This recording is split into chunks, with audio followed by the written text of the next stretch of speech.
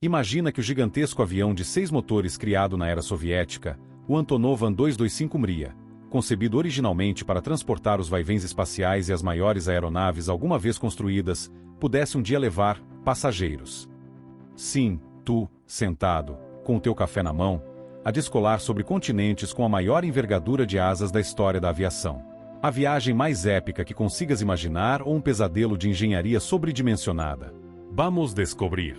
Tudo, claro, apenas em teoria. A história não o nega. A Guerra Fria deu origem a um dos aviões mais impressionantes de sempre. O An-225 nasceu como uma autêntica besta do transporte pesado, não para levar pessoas. O primeiro voo aconteceu em dezembro de 1988. O seu propósito principal, mover cargas gigantescas. E no topo dessa lista estava o vai-vém espacial soviético. Em 1989, o mundo conheceu no Salão Aéreo de Paris e ficou boquiaberto com o tamanho da máquina. A imagem do colosso a cruzar os céus com o vai-vém às costas tornou-se símbolo do que a tecnologia soviética era capaz de alcançar na sua era dourada. Mas depois veio a mudança. Com o colapso do bloco soviético e o cancelamento do programa espacial, o seu futuro ficou em suspenso. Durante anos esteve guardado, coberto de pó, esquecido num hangar. Contudo, como tantos aviões lendários antes dele, não estava acabado. Reinventou-se como transportador de carga extra-grande, comboios, turbinas, ajuda humanitária, nada que outro avião normal conseguisse mover. Durante a sua vida, quebrou cerca de 240 recordes mundiais, incluindo do objeto mais pesado alguma vez transportado pelo ar. Agora imagina isto. E sim, é preciso imaginar. O que aconteceria se essa mesma fuselagem do An-225 fosse usada não para cargas, mas para pessoas? Primeiro, vejamos com o que estamos a lidar.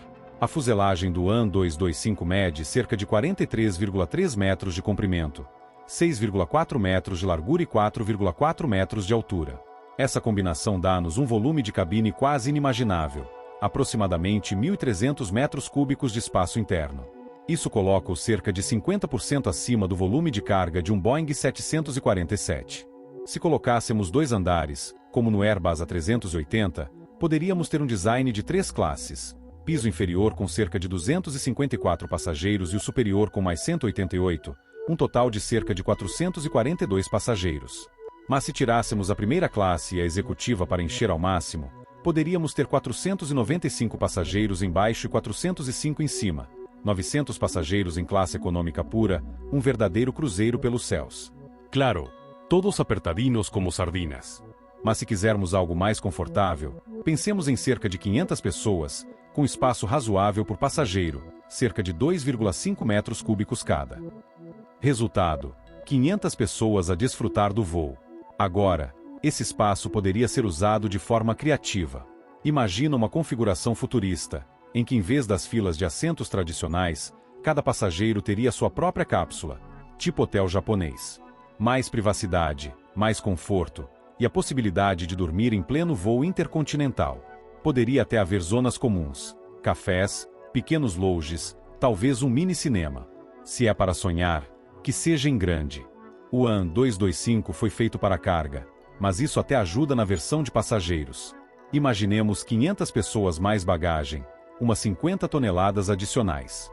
A capacidade máxima de carga era de cerca de 200 toneladas.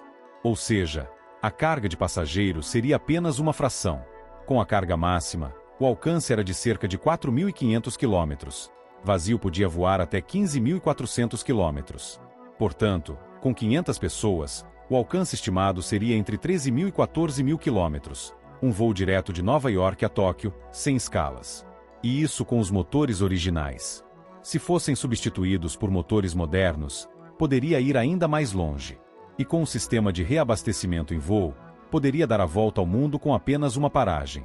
Abririam-se rotas impensáveis, voos diretos da América do Sul à Oceânia, de África ao Pacífico, sem precisar de grandes hubs de escala. Os 6 turbofans D-18T que moviam não eram leves nem eficientes, mas eram pura força bruta. E se, nesta versão teórica, colocássemos 4 motores modernos tipo GE9X, os maiores e mais eficientes do mundo, o consumo de combustível cairia, a manutenção seria mais simples e as emissões reduziriam. Claro, não seria apenas trocar motores, seria preciso redesenhar as asas, atualizar a aviônica, adaptar toda a cabine para passageiros. E se quiséssemos ir ainda mais longe, poderíamos imaginar uma versão híbrida elétrica, com parte da propulsão a ser alimentada por baterias de última geração. Sim, ainda falta muito para isso, mas não é impossível. Na aviação de longo curso, cada assento tem de pagar a sua parte. E aí o AN-225 convertido teria desvantagens face ao A380 ou a outros aviões desenhados para passageiros. Custos altíssimos, manutenção complicada, incompatibilidade com portas normais de aeroporto, pouca flexibilidade. Quem o operaria? Talvez um charter de luxo para grandes eventos, Mundial, Jogos Olímpicos, ou uma companhia nacional a querer mostrar poderio tecnológico. Mas como avião de produção em massa? Pouco provável. Seria o equivalente a um iate privado dos céus. Poucas rotas, poucos operadores, muitas câmaras e manchetes, mas sem escala. Ainda assim, a sua existência poderia inspirar uma nova era de designs extremos na aviação do futuro. Imagina, é o ano de 2030. Uma segunda unidade do AN-225 foi concluída na Ucrânia, financiada por um consórcio internacional de entusiastas da aviação. Cabine pressurizada, motores novos, 2 andares reluzentes. O Skyliner AN-225 é um ícone.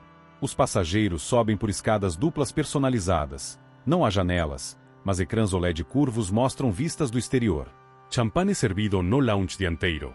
Os pilotos ligam os motores, o avião ruge, percorre uma pista de 4.000 metros e descola do Dubai. As câmaras gravam, as redes sociais explodem, os blogs atingem milhões de visualizações. O destino é simbólico. O mesmo ponto onde começou a sua história no transporte espacial. Manchetes em revistas, comoção mundial. A bordo, uma criança torna-se a mais jovem a voar num AN-225. Uma engenheira ucraniana que trabalhou na fábrica original é convidada de honra. Lágrimas, aplausos, o som de um gigante erguer-se, uma máquina da Guerra Fria que faz as pazes com o céu. Esse voo inaugural poderia marcar o renascimento da aviação emocional, aquela que não apenas nos leva de um lugar a outro, mas nos faz sonhar enquanto faz. Agora diz-me, voarias num AN-225 transformado em avião de passageiros? Em teoria, poderia levar centenas de pessoas a grandes distâncias. Na prática, é demasiado extravagante para funcionar como avião comercial. Teria custado milhões, ou mais, para ser convertido. E lembremos-nos de que o único AN-225 que voou foi destruído em 2022. Então, diz lá, terias coragem de subir a bordo? Deixa-o nos comentários. E se este já for o teu segundo ou terceiro vídeo conosco, talvez esteja na hora de carregar nesse botão vermelho de subscrever. É grátis, ajuda o canal. E não custa os centenas de milhões que custaria transformar um AN-225. Obrigado por assistires, e vemo-nos no próximo vídeo.